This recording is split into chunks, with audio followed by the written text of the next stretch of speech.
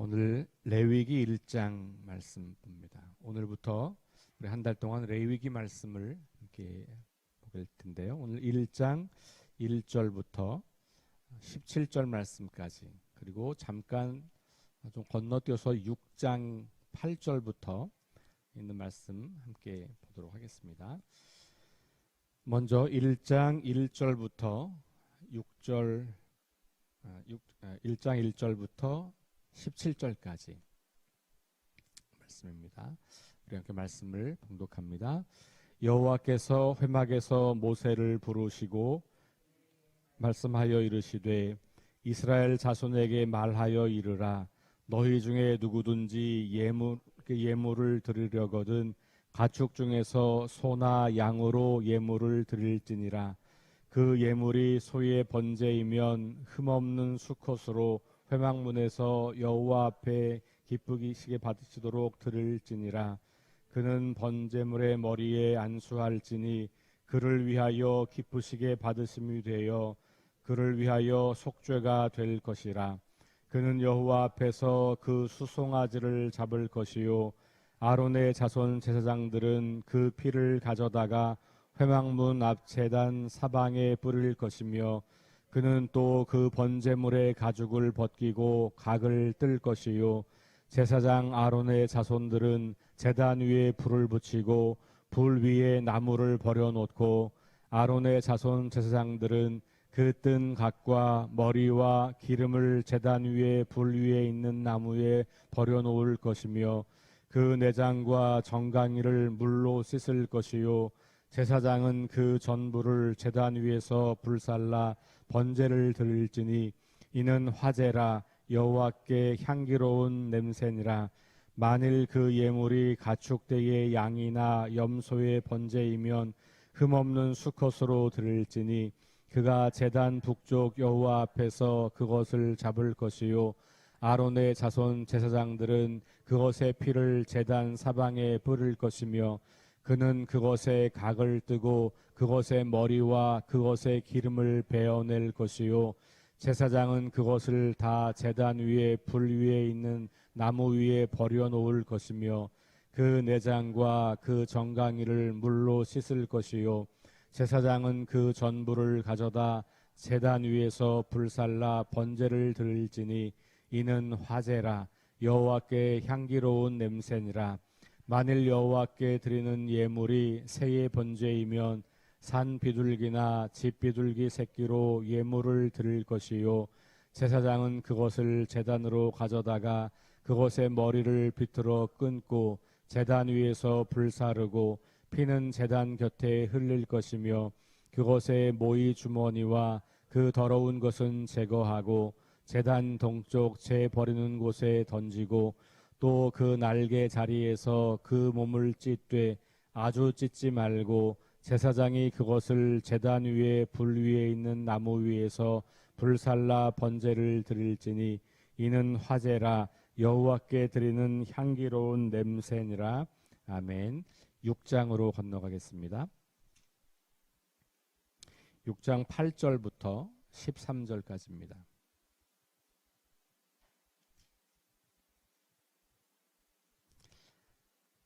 함께 읽습니다. 여호와께서 모세에게 말씀하여 이르시되 아론과 그의 자손에게 명령하여 이르라. 번제의 규례는 이러하니라.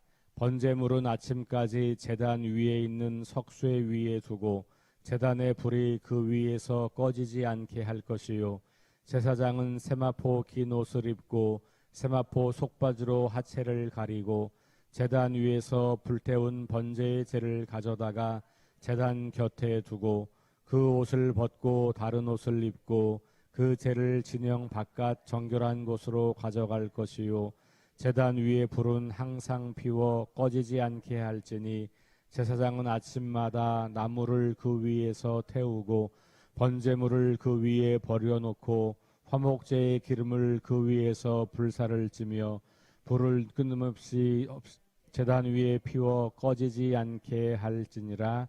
아멘. 네, 오늘부터 레위기 말씀을 보겠는데요. 새벽 시간에 보는 말씀이 좀 범위가 좀 길어요. 레위기가 책이 굉장히 큰 책이고 또 1장은 17절까지밖에 없지만 다른 장들은 거의 대부분 이제 뒤에 넘어가면 꽤 길어요. 그래서 하루에 한 장 정도를 우리가 이제 보는 건데 그걸 다 자세하게 설명드릴 수는 없고 간략하게 그래도 각 장들을 좀 읽어가면서 레위기 전체를 살펴보도록 하겠고 주일날 4번에 걸쳐서 레위기의 중요한 부분들을 가지고 또 설교하면서 레위기 전체 구조를 또 몇 차례 말씀을 드릴 겁니다. 그리고 제가 늘 말씀드리는 영상, 바이블 프로젝트 혹은 성경 에센스 이런 동영상을 좀 활용하셔서 레위기가 어떤 책인지에 대한 개론을 좀 이해하시고 나면 그러면 이제 다른 내용들을 이해하는 게 좀 좋고요. 혹시 세부적인 내용들이 잘 이해가 안 돼도 그 큰 흐름으로 레위기를 이해하시면 그 레위기를 좀 잘 이해하실 수 있다. 이렇게 볼 수 있을 것 같아요. 1장부터 7장까지는 제사에 관한 이야기예요. 구약시대의 제사는 5종류가 있어요. 번제, 소제, 그 다음에 화목제, 속건제, 속죄제 이 5가지가 나와요. 그중에 소제는 곡식을 드리는 제사고요. 나머지는 이 짐승을 드리는 제사예요. 그래서 아주 가난한 사람들은 짐승을 드릴 수 없는 가난한 사람들은 곡식을 드리는 거예요. 그렇게 보시면 되고 재물의 차이가 또 있어요. 소, 양, 염소, 비둘기. 이런 재물의 차이는 다른 차이가 아니고 그 사람의 경제적 능력의 차이예요. 그러니까 가난한 사람에게 소를 바치라고 하지 않아요. 요 차이를 잘 기억하고 계시고 그 말은 하나님께서 소를 드리나 비둘기를 드리나 하나님께는 똑같은 재물이라는 말이에요. 우리는 자꾸 큰 걸 드리면 하나님이 더 기뻐하신다고 생각해요. 그렇지 않습니다. 적어도 레위기 본문은 모든 사람들이 하나님께 제사할 수 있도록 길을 열어주는 거예요. 왜냐하면 제사는 부정한 우리가 거룩하신 하나님께 나아갈 수 있는 통로이기 때문에 그래요. 만약에 이 제사가 없으면 우리는 하나님 앞에 갈 수가 없는 존재예요. 하나님 앞에 갈 수가 없는데 하나님을 예배할 수가 없고 하나님을 만날 수가 없고 하나님과 교제할 수 없는 거죠. 그런데 그런 죄인들이 어떻게 하나님께 나아갈 수 있는가 그 길을 이 구약시대에는 레위기를 통해서 제사를 통해서 길을 열어주신 거거든요. 그러니까 어느 누구도 그 하나님께 나아갈 수 없는 사람이 있으면 안 되는 거예요. 왜냐하면 모든 사람은 다 범죄하였고 부정하고 그래서 하나님께 가야만 하나님 앞에서 용서를 받을 수 있는 건데 경제적인 능력이 안 돼서 못 간다. 이건 말이 안 되는 거죠. 그러니까 하나님께서는 재물의 차이를 둔 것은 아주 형평에 맞게 하라고 한 거예요. 여러분들이 오늘 이걸 적용했을 때 헌금을 힘에 지나치게 하지 않으셔도 된다는 말이에요. 하나님은 여러분들이 힘에 지나치게 할 때 그것을 기뻐하실 수 있지만 그 믿음을 보시고 근데 그렇게 안 해도 여러분들이 가지고 있는 형편껏 드려도 기뻐하시는 거예요. 나보다 11조 많이 한 사람을 더 기뻐하고 나는 덜 기뻐한다 이런 생각을 하지 않으셔도 된다는 거예요. 그리고 반대이도 통해요. 내가 충분히 많이 드릴 수 있는 사람인데도 적게 하는 거 하나님이 기뻐하지 않는다는 거예요. 그 기준을 누가 정해요? 내가 정하는 거예요. 객관적 기준이라는 건 없어요. 그래서 여러분들이 그것을 잘 기억하면서 내가 어느 정도 수입을 가지고 있으면 나는 이 정도는 드려야지라고 하는 것은 여러분들께서 믿음의 분량대로 정하시면 돼요. 당부드리고 싶은 것은 하나님이 큰 거, 많은 거 이런 거를 좋아하시는 분이 아니다. 그거 혼동하지 않으시면 좋겠어요. 여러분들의 마음과 정성으로 믿음으로 드리는 예물을 기쁘게 받으신다라고 하는 것을 기억하십시오. 이 신약으로 넘어가면 예수님께서 그 아주 작은 동전을 헌금한 그 여인의 믿음을 기쁘게 여기시잖아요.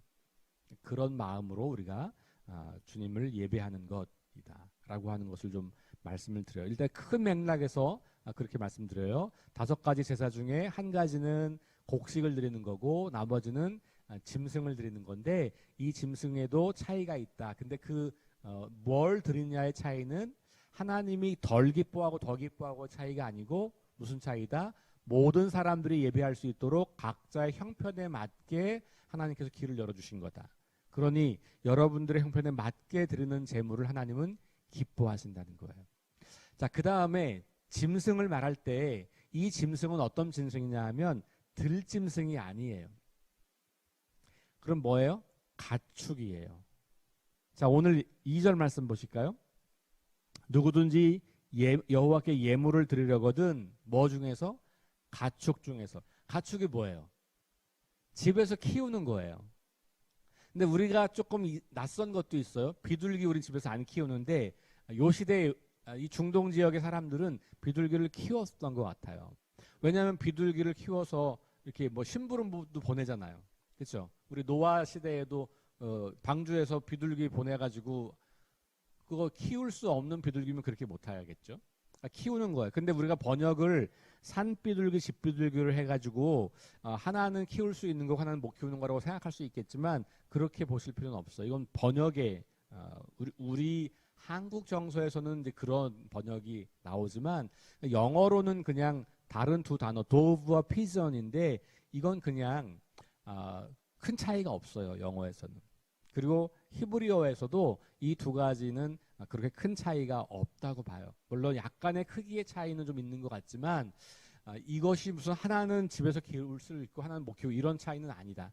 이 당시는 비둘기를 가장 흔하게 볼 수 있는 이 새 중에 하나였고 이것을 심지어 집에서 키우는 수 있는 그런 것들로 여겼다는 거예요.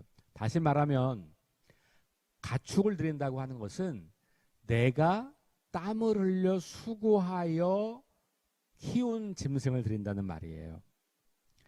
아무리 좋아도 다른 사람들이 키운 거 바치지 않아요. 아무리 좋아도 나와 관계없는 내 땀이 들어가지 않은 제물을 드리지 않아요. 이거 굉장히 중요합니다.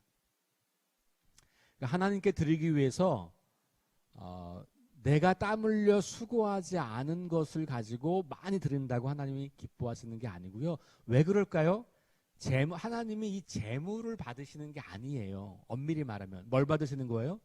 우리를 받으시는 거죠. 우리를. 그러니까 내 인생과 내 땀과 내 삶이 농축되어 있는 그 짐승이기 때문에 나를 대변하는 거지. 아무 상관도 없는 산속에 가서 무슨 큰 곰 잡아와서 하나님께 드린다고 하나님이 기뻐하지 않는다는 거예요. 그러니까 내 일상의 삶에서 나와 함께 살아왔던 혹은 내가 키우기 위해서 1년 내내 수고하고 땀 흘리고 그것 때문에 내 온 정성을 쏟고 그것이 잘못되면 막 가슴이 아프고 잠을 못 자고 농사가 잘 안 되면 막 너무 고통스럽고 이런 내 삶의 모든 것이 반영되어 있는 것이 바로 가축이에요. 그러니까 오늘날 우리로 말하면 내가 열심히 땀 흘려 수고해서 얻은 소득 중에서 드리는 거예요. 굉장히 중요한 원칙이에요. 그러니까 왜냐하면 하나님이 그 재물을 보고 기뻐하는 게 아니고 뭘 기뻐해요? 내가 하나님께 나온 것을 기뻐하시는 거고 재물을 드리는 상징적인 행위를 통해서 뭘 받으세요? 나를 받으시는 거예요. 재물을 받으시는 하나님은 아니에요. 재물은 나를 드린다는 상징적 행위, 나를 죽일 수 없으니 내 땀과 피가 섞여 있는 내 분신과도 같은 그 재물을 잡아서 드려서 하나님께 드리는 거다. 이렇게 이해를 하셔야 되는 거죠. 그러면 예배가 무엇인지가 선명해져요. 예배는 일주일에 한 번 나를 드리는 게 아니에요. 일주일 내내 내 삶을 주님께 드리는 거죠. 일주일 내내 다른 삶을 살다가 하루만 깨끗한 척 거룩한 척 해가지고 와서 여기 앉아 있으면 예배가 되는 게 아니라는 거예요. 예배는 내 삶의 모든 것에 거기에 내가 땀 흘리고 수고하는 그 노동의 현장에 내 가정에서 이루어지는 모든 삶의 자리에 이 모든 자리에서 살아가고 있는 나를 하나님께 드리는 것이 예배예요. 그러니까 바울이 로마서 12장에서 너희 몸을 거룩한 산 제물로 드리라 라고 할 때 그 제물이 바로 이 레위기가 말하고 있는 제물이거든요. 근데 바울은 너희 몸을 그렇게 말하잖아요. 근데 몸을 제물로 드리면 다 죽는 거니까 안 되잖아요. 그러니까 바울은 그걸 신약시대 사람이니까 우리 몸을 우리 인생, 우리 삶이라고 볼 수 있는 거예요. 그러니까 예배와 삶은 뗄 수 없는 거예요. 이걸 떼어놓지 않고 모든 삶이 다 예배지라고 해서 이렇게 따로 예배를 드리지 않는 사람들이 있을 수 있어요. 그것도 잘못된 거예요. 왜냐하면 모든 것이 다 예배라고 할 때는 구별됨이 없어져요. 그렇죠? 그러니까 일주일에 한 번 우리가 그것을 그 모든 삶을 구별하여 하나님께 드리는 시간이 있는, 그게 이제 우리 주일 예배를 드리는 거예요. 그것도 혼자서 아니고 공동체로 함께 모여서 드리는 예배, 이렇게 되는 거죠. 자, 제물 얘기를 다시 정리합니다. 내가 땀 흘려 수고한 가축 중에서 드리는 거다. 이게 굉장히 중요한 의미가 있다는 거. 그래서 예배는 우리의 땀과 노력과 수고가 다 반영되어서 우리의 자신을 하나님께 드리는 거다라는 거예요. 자, 1장과 6장을 우리가 같이 읽었는데 1장과 6장은 같은 번제, 5가지 제사 중에 번제 이야기인데요. 번제라는 말은 제물을 다 태워 드린다는 말이에요.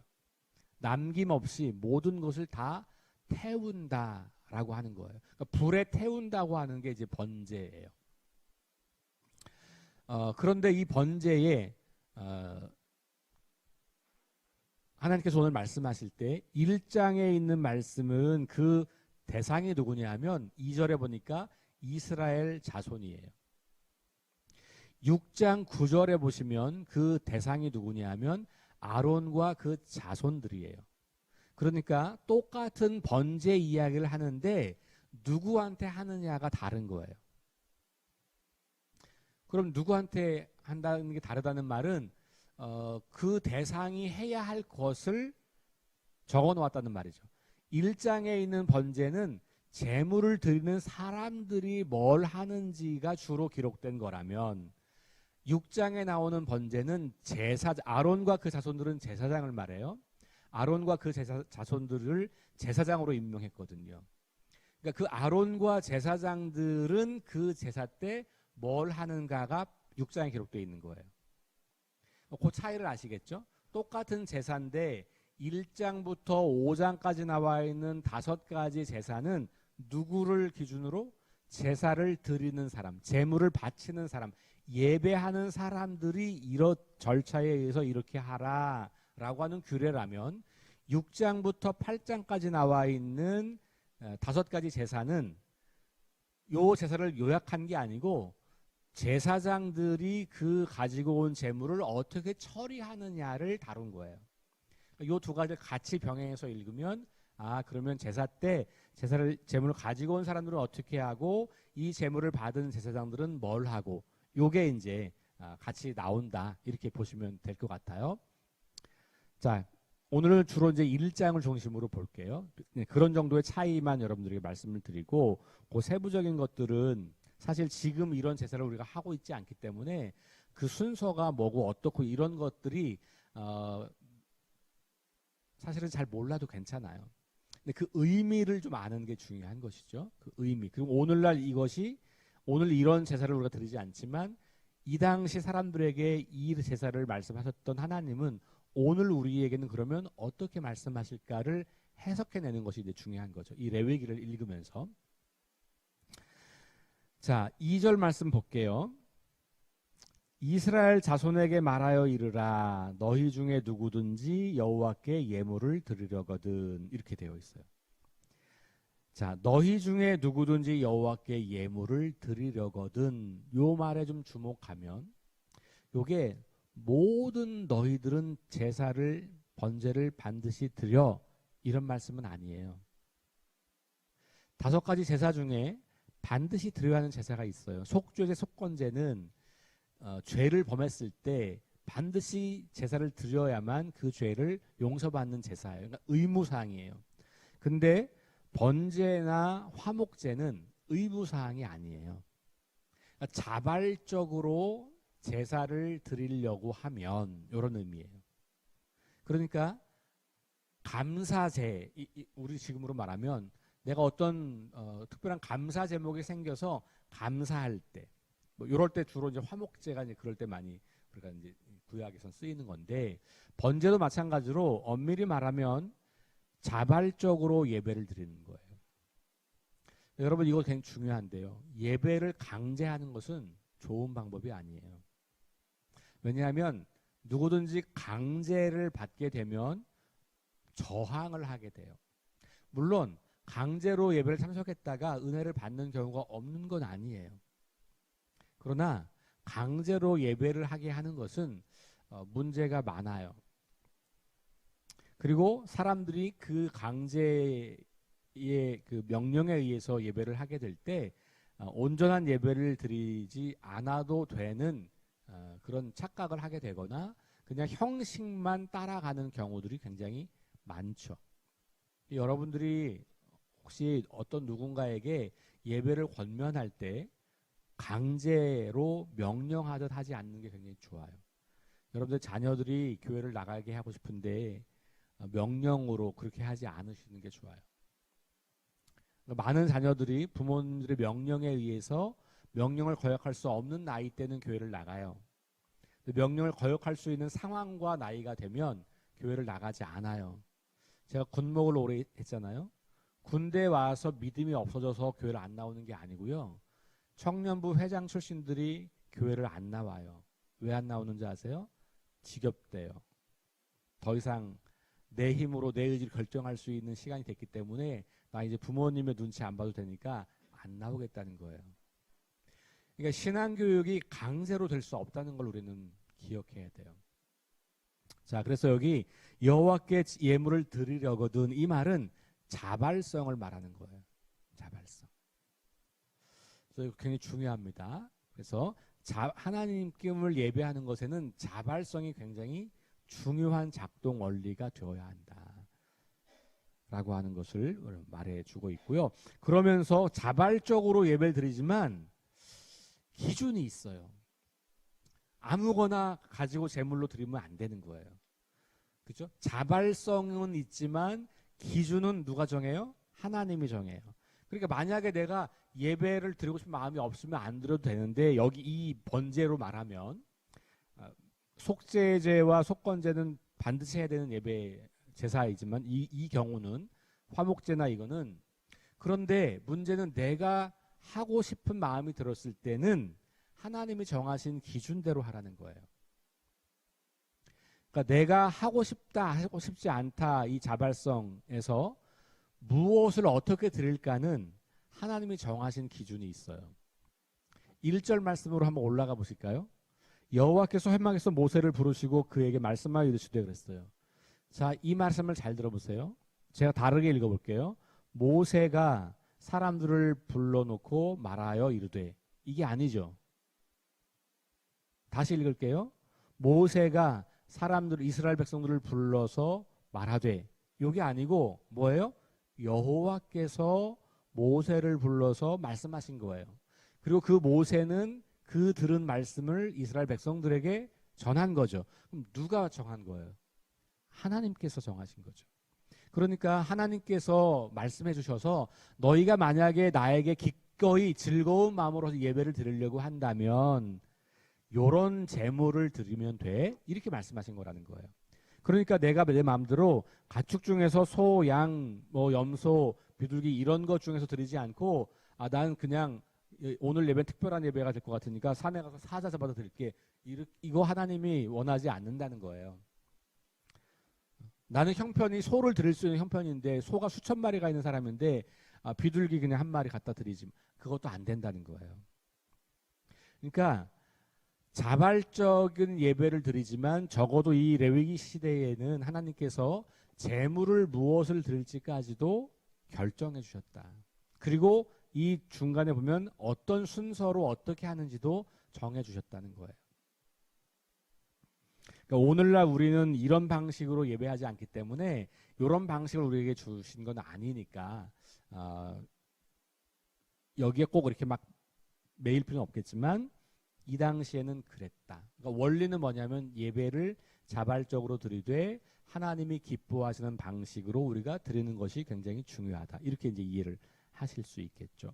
자, 그래서 2절에는 소나 양만 나왔지만 10절에 가면은 양이나 염소면 나왔고 14절에 가면 새면 나왔으니까 실은 네 가지 종류가 다 되는 거다. 말씀드렸죠. 아까 왜 이 차이가 뭐라고요? 형편의 차이. 제물을 드리는 사람의 형편을 고려해서 하나님이 말씀하신 거예요. 그러니까 쉽게 말하면 너희 무조건 소만 드려야 돼. 그러면 소를 키우지 않는 사람에게는 제사를 드릴 수 없다는 얘기잖아요. 나 하나님께 예배 드리고 싶은데 나는 소가 없어. 나 양이 없어. 나 같은 사람은 하나님이 찾지 않으시나 봐. 이렇게 될 수 있죠. 그러니까 가난한 사람도 드리도록. 근데 오늘 여기는 안 나오지만 저 뒤로 가면 심지어는요, 나중에는요, 새도 없어? 그러면 그냥 곡식으로 드려도 돼. 이런 말씀도 또 나와요. 그러니까 하나님은 어떤 형편에 있는 사람들이라도 하나님께 기꺼운 마음으로 나와서 예배할 수 있도록 허락해 주셨다라는 거예요. 그걸 기억하시고, 자, 그 다음에 이제 거기 나오는 여러 가지 이제 그 과정들이 있어요. 여기서 요거 중요한 거 제가 주일날 말씀드릴 텐데 오늘은 시간도 많이 가서 핵심적인 말씀을 드리면 3절부터 19절까지 나와 있는 행동, 뭘 하라 이런 게 많아요. 첫 번째는 뭐냐면